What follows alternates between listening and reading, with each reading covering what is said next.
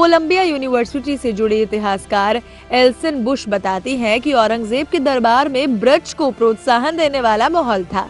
बादशाह के बेटे आजम शाह की ब्रज कविता में खासी दिलचस्पी थी। ब्रज साहित्य के कुछ बड़े नामों जैसे महाकवि देव को उसने संरक्षण दिया।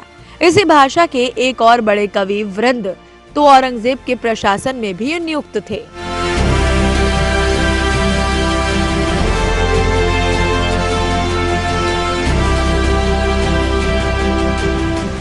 मुगल काल में दरबार की आधिकारिक लेखन भाषा फारसी थी, लेकिन औरंगजेब का शासन आने से पहले ही बादशाह से लेकर दरबारियों तक के बीच प्रचलित भाषा हिंदू उर्दू हो चुकी थी। इसे औरंगजेब के उस पत्र से भी समझा जा सकता है जो उसने अपने 47 वर्षीय बेटे आजम शाह को लिखा। बादशाह ने अपने बेटे को एक किला भेंट किया था और इस मौके पर नगाड़े बजवाने का आदेश दिया। आजम शाह को लिखे पत्र में औरंगजेब ने लिखा कि जब वो बच्चा था तो उसे नगाड़ों की आवाज खूब पसंद थी।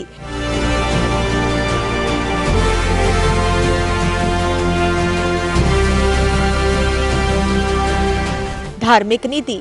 सम्राट औरंगजेब ने इस्लाम धर्म के महत्व को स्वीकारते हुए कुरान को अपने शासन का आधार बनाया।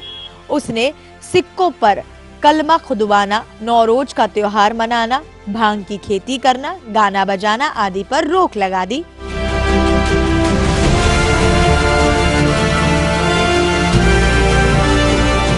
सोलह सौ 63 ईस्वी में सती प्रथा पर प्रतिबंध लगाया। तीर्थ कर पुनः लगाया। अपने शासनकाल के 11 वर्ष में झरोका दर्शन, 12वें वर्ष में तुलादान प्रथा पर प्रतिबंध लगा दिया। 1668 ईस्वी में हिंदू त्योहार पर प्रतिबंध लगा दिया। 1699 ईस्वी में उसने हिंदू मंदिरों को तोड़ने का आदेश दिया। बड़े बड़े नगरों में औरंगजेब द्वारा सार्वजनिक सदाचार निरीक्षक को नियुक्त किया गया। 1669 ईस्वी में औरंगजेब ने बनारस के विश्वनाथ मंदिर एवं मथुरा के केशव राय मंदिर को तुड़वा दिया। उसने शरीयत के विरुद्ध लिए जाने वाले लगभग 80 करों को समाप्त करवा दिया। इन्हीं में से आब वाब नाम से जाना जाने वाला रायदारी और पांडारी नामक स्थानीय कर भी शामिल थे। औरंगजेब दारुल हर्ब को दारुल इस्लाम में परिवर्तित करने को अपना महत्वपूर्ण लक्ष्य मानता था। औरंगजेब के समय में ब्रज में आने वाला तीर्थ यात्रियों पर भारी कर लगाया गया। जंजिया कर फिर से लगाया गया और हिंदुओं को मुसलमान बनाया गया। उस समय के कवियों की रचनाओं में औरंगजेब के अत्याचारों का साफ उल्लेख है।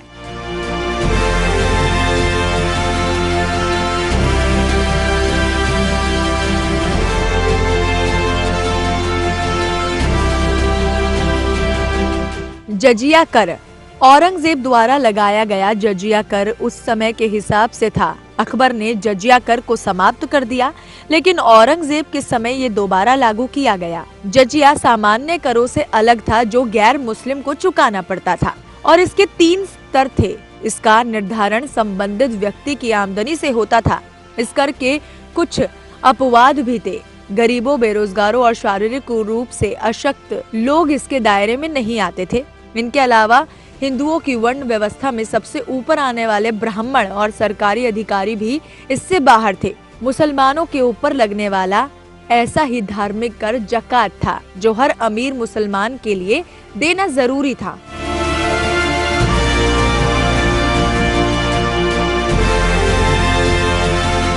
आधुनिक मूल्यों के मापदंडों पर जजिया निश्चित रूप से एक पक्षपाती कर व्यवस्था थी। आधुनिक राष्ट्र, धर्म और जाति के आधार पर इस तरह का भेद नहीं कर सकते। इसीलिए जब हम 17वीं शताब्दी की व्यवस्था को आधुनिक राष्ट्रों के पैमानों पर इसे देखते हैं तो ये बहुत अराजक व्यवस्था लग सकती है। लेकिन औरंगजेब के समय ऐसा नहीं था। उस दौर में इसके दूसरे उदाहरण भी मिलते हैं, जैसे मराठाओं ने दक्षिण के एक बड़े हिस्से से मुगलों को बेदखल कर दिया था। उनकी कर व्यवस्था भी तकरीबन इसी स्तर की पक्षपाती थी। वो मुसलमानों से जकात वसूलते थे और हिंदू आबादी इस तरह की किसी भी कर व्यवस्था में शामिल नहीं थी। मंदिर निर्माण और विध्वंस। औरंगजेब ने जितने मंदिर तुड़वाए उससे कहीं ज्यादा बनवाए। विश्व प्रसिद्ध इतिहासकार रिचर्ड ईटन के मुताबिक मुगल काल में मंदिरों को ढहाना दुर्लभ घटना हुआ करती थी और जब भी ऐसा हुआ तो उसके कारण राजनीतिक रहे। ईटन के मुताबिक वही मंदिर तोड़े गए जिनमें विद्रोहियों को शरण मिलती थी या जिनकी मदद से बादशाह के खिलाफ साजिश रची जाती थी। उस समय मंदिर तोड़ने का कोई धार्मिक उद्देश्य नहीं था। इस मामले में कुख्यात कहा जाने वाला औरंगजेब भी सल्तनत के इसी नियम पर चला। उसके शासनकाल में मंदिर ढहाने का उदाहरण बहुत ही दुर्लभ है और जो है उनकी जड़ में राजनीतिक कारण ही रहे। उदाहरण के लिए औरंगजेब ने दक्षिण भारत में कभी भी मंदिरों को निशाना नहीं बनाया, जबकि उसके शासनकाल में ज्यादातर सेना यही तैनात थी। उत्तर भारत में उसने जरूर कुछ मंदिरों पर हमले किए, जैसे मथुरा का केशव राय मंदिर, लेकिन इसका कारण धार्मिक नहीं था। मथुरा के जाटों ने सल्तनत के खिलाफ विद्रोह किया था, इसीलिए यहाँ पर हमला किया गया। ठीक इसके उलट कारणों से औरंगजेब ने मंदिरों को संरक्षण भी दिया। ये उसकी उन हिंदुओं को भेंट थी जो बादशाहों के वफादार थे। किंग्स कॉलेज लंदन की इतिहासकार कैथरीन बटलर तो यहाँ तक कहती है कि औरंगजेब ने जितने मंदिर तोड़े उससे ज्यादा बनवाए।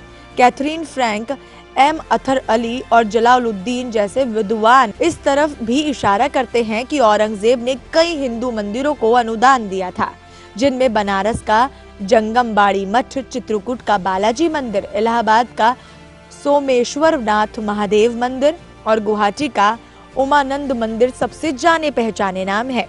जिस कालखंड यानी मुगल काल में मंदिरों को तोड़े जाने की बात इतनी ज्यादा प्रचलन में है, उसमें हिंदुओं द्वारा कहीं इस बात का विशेष जिक्र नहीं मिलता।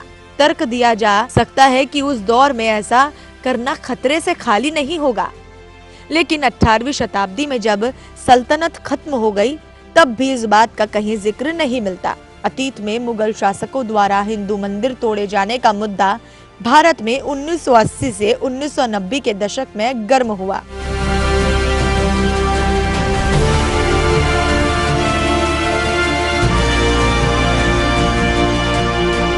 संगीत। औरंगजेब को कट्टरपंथी साबित करने की कोशिश में एक बड़ा तर्क ये भी दिया जाता है कि उसने संगीत पर प्रतिबंध लगा दिया था, लेकिन ये बात बिल्कुल भी सत्य नहीं है। कैथरीन बताती है कि सल्तनत में तो क्या संगीत, पर उसके दरबार में भी प्रतिबंध नहीं था। बादशाह ने जिस दिन राजगद्दी संभाली थी, हर साल उस दिन उत्सव में खूब नाच गाना होता था। कुछ ध्रुप पदों की रचना में औरंगजेब नाम शामिल है, जो बताता है कि उसके शासनकाल में संगीत को संरक्षण हासिल हुआ था। कुछ ऐतिहासिक तथ्य इस बात की तरफ भी इशारा करते हैं कि वो खुद संगीत का अच्छा जानकार था। मिरात आलम में बख्तावर खान ने लिखा कि बादशाह को संगीत विशारदों जैसा ज्ञान था।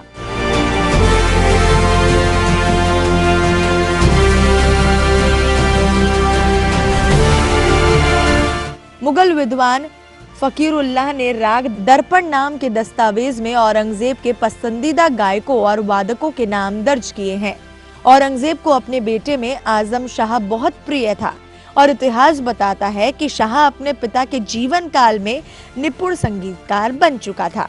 औरंगजेब के शासनकाल में संगीत के फलने फूलने की बात करते हुए कैथरीन लिखती है कि 500 साल के पूरे मुगल काल की तुलना में औरंगजेब के समय फारसी में संगीत पर सबसे ज्यादा टीका लिखी गई।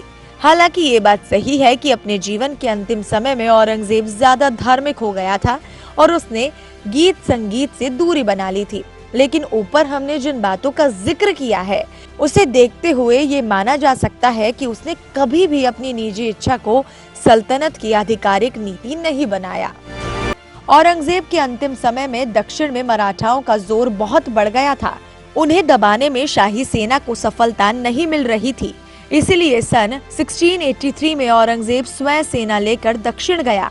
वो राजधानी से दूर रहता हुआ अपने शासनकाल के लगभग अंतिम 25 वर्ष तक उसी अभियान में रहा। 50 वर्ष तक शासन करने के बाद उसकी मृत्यु दक्षिण के अहमदनगर में 3 मार्च को सन 1707 ईस्वी में हो गई। दौलताबाद में स्थित फकीर बुरहानुद्दीन की कब्र के अहाते में उसे दफना दिया गया। उसकी नीति ने इतने विरोध पैदा कर दिए कि जिस कारण मुगल साम्राज्य का अंत ही हो गया।